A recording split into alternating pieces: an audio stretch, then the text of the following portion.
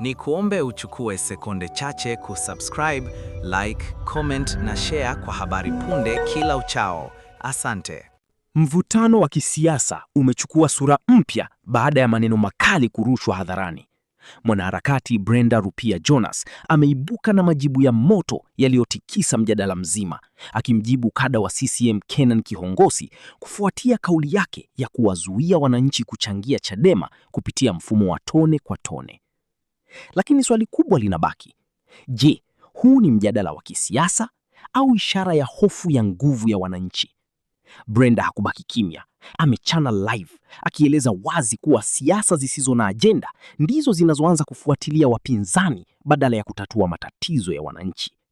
Kauli hizi zimezua gumzo kubwa mitandaoni, zikigawa maoni ya Watanzania.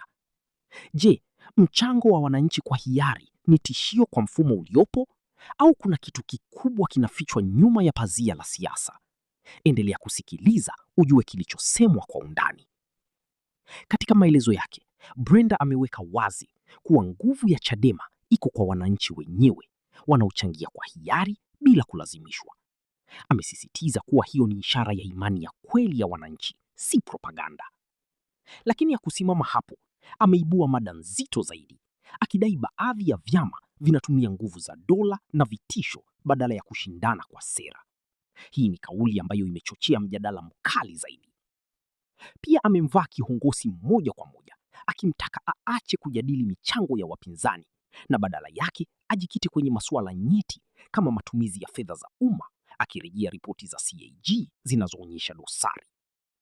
Na kama hiyo haitoshi, Brenda ameibua hoja ya usalama wa raia, akitaja matukio ya utekaji na kupotea kwa watu ambayo bado hayajapatiwa majibu ya kuridhisha. Hapa ndipo mjadala unapoingia kwenye kiwango kingine kabisa. Mwisho wa siku, Brenda ametoa ujumbe mzito. Siasa si maneno, ni sera na vitendo.